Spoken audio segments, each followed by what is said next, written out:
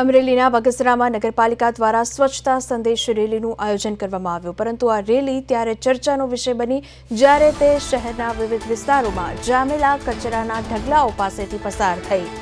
નગરપાલિકાના અધિકારીઓએ કચરાના ઢગલાઓને નજરઅંદાજ કર્યા હોય તેવું ક્યાંક લાગી રહ્યું છે. તો સ્વચ્છતા રેલીના બેનર અને પ્લેકાર્ડ સાથે નીકળેલી આ રેલીના વિરોધાભાસી દ્રશ્યો એક જાગૃત નાગરિક દ્વારા મોબાઈલમાં કેદ કરવામાં આવ્યા હતા. તો આ વિડીયોમાં સ્પષ્ટપણે જોઈ શકાય છે કે સ્વચ્છ ભારતના ઉચ્ચ આદર્શ અને સૂત્રોચ્ચાર વચ્ચે બગસરા નગરપાલિકા વાસ્તવિકતાથી કેટલી દૂર છે. તો દ્રશ્યમાં જોઈ શકાય છે બગસરામાં સ્વચ્છતા રેલી બની છે ચર્ચાનો વિષય. સ્વચ્છતા સંદેશ રેલીની ઉડી રહી છે હવે મજાક.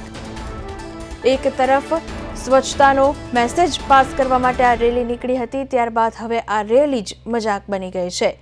કચરા વચ્ચે સ્વચ્છતા રેલી યોજાતા ઉઠ્યા છે સવાલો.